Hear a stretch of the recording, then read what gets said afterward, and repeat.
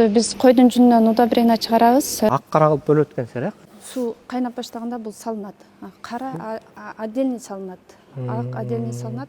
Карада аябай май көп. Лабораторияда кара бизде жакшы чыкты. Койдун жүнү Турция менен Американын койдун жүнүнөн караганда 60% биздики качествосу жакшы чыкты. Бул казандын турушу 1,5 тонна.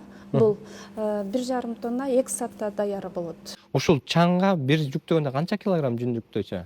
Буга 100 килограмм.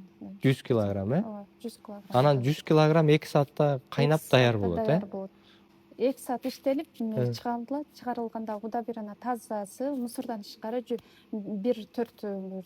чыгат. 1 тонна 400 литр удобрение чыгат. Удобрение чыгат. 100 килограмм. Бир суткада канча партия чыгарылса? Биз будан 6 партия, 7 партия чыгара алабыз.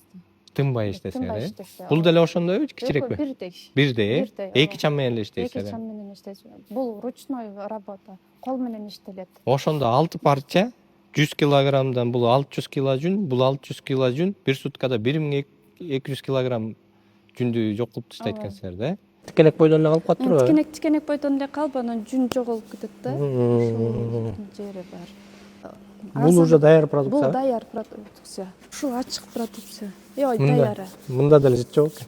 Ысык гана жерде болсо, бир аз ысык суу куюшу быйыл кышы менен гүлгө аябай элдерде сурат талап көп болгондон үйдө баягы испытание кылып көрүп да адамдарчы.